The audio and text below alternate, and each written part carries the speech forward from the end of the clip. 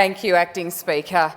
And as the member for Lowan would have stated in her contribution, we're certainly not opposed to anything that helps the mental outcomes for patients, carers and those suffering in Victoria. And when we talk about the lived experience of those with mental health conditions and illnesses, and as per usual, in this place I bring my own lived experience to this place to tell a couple of stories about, with the view of what it means for practical implementation on the ground. I suppose, remember the days when the term mental health and mental illness just wasn't language that we used. If someone was suffering with depression, or manic depression as it was called then, of course, the member for Hastings was just talking about One Flew Over the Cuckoo's Nest, which paints a pretty grim picture of how those with mental illness have been treated in the past. I mean, you go to some of the asylums around Victoria, Ararat comes to mind, and women were put in there if we argued with our husbands, and for various other ailments, such as being a strong-willed woman.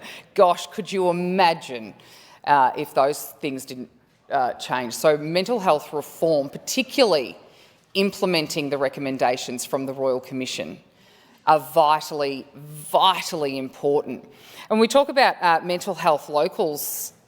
This is, we have a mental health local in Mildura, which is a walk-in service, and they do a great deal of work, but that model is very similar to my husband, who very publicly, I've spoken about this very publicly for years and years and years. In 2020, he launched a campaign because he's suffered with depression since he was a teenager, and we know that teenage boys often don't talk about these things. But he did, thankfully. He is a communicator. He's a very good communicator, thank goodness.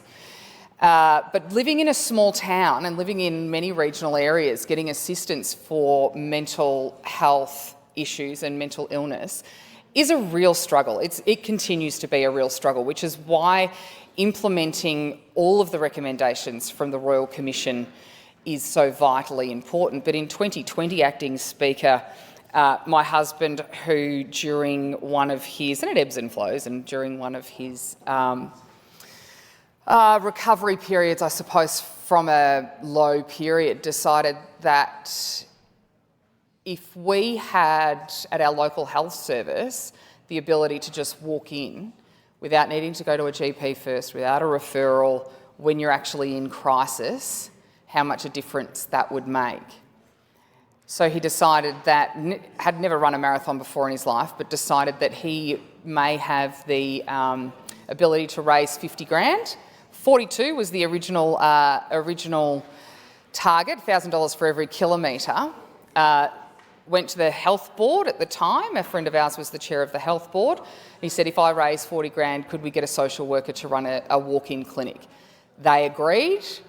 Then COVID hit, so he couldn't run the Melbourne Marathon that he'd originally planned to, but he did raise about $55,000, which then enabled the Robinvale District Health Service at the time in 2020 to set up a walk-in mental health clinic.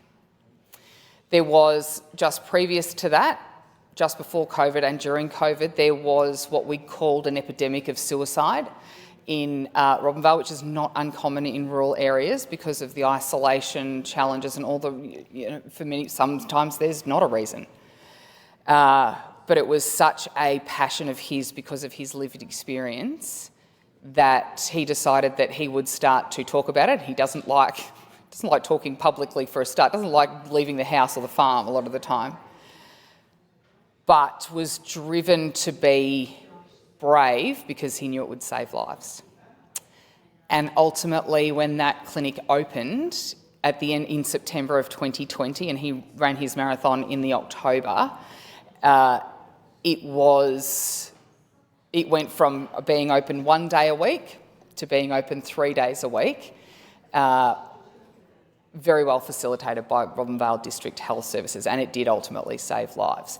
So lived experience, when we talk about it in the mental health space, both for those that have been through the system, have been through the illnesses, and those that have cared for those that live with mental health issues, they're also some of the most valuable lived experience insights, I think, that any government and any department and anyone can take note of, because those carers, and it is Carers Week, of course, this week, but those that care for someone with mental health or mental illness have some really valuable insights, and there's no handbook for this stuff. I know many have tried to. There are many books on mental health, but there's really no handbook. The most valuable thing that we can bring to the table is lived experience. And it was one of the things that brought my husband and I together. I had gone through, after a bout of chemical poisoning, and this is the only thing as well that academics may not bring to the table, but sometimes it may be environmental, we know that, it may be physiological as well. And this is something we've seen with farmers over the course of time that you'd be well aware with, but even as early as 20 years ago, there was no protective gear worn while you were spraying crops. There was no cabs on tractors, not like there is now where you get in the thing and push a button and start it and it does it itself.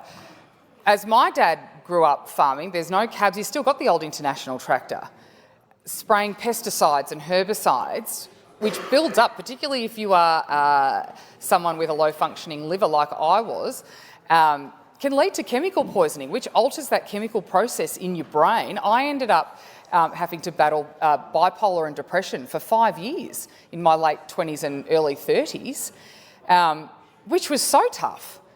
And I had no idea what was going on. Why would I? I just thought I was happy one day and not the next. And sometimes I thought it was fun. It wasn't fun for those that cared for me, which is why I say that the carers of people with mental illness have incredible insights. But it is that lived experience and the dark humour, I think, that follows if you are lucky enough to come out the end. Because sometimes I know that there is obviously,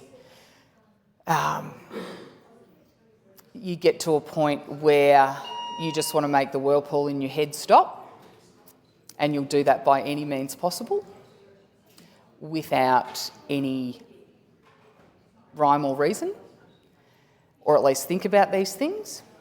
And that is the outcomes of that are obviously devastating and tragic.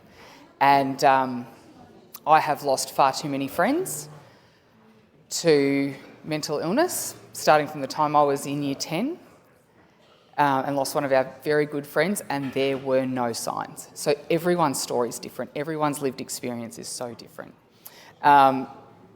All except one of my friends that we've had to say goodbye to as a result of mental health have been male, boys mostly, but sometimes older gentlemen, and my best friend's dad, who had battled it because of chemical poisoning, physiological reaction in the brain,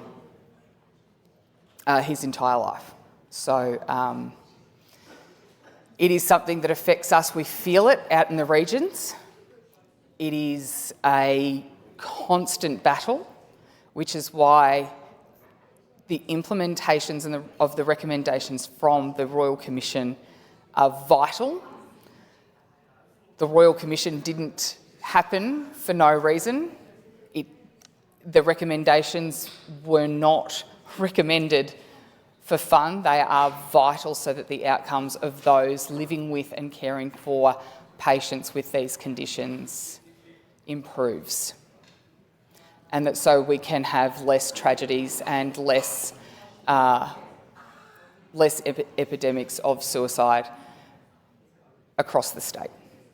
Like I said, the member for Lowan, we are not opposing this bill, as the member for Lowan has stated. Okay, I'm done.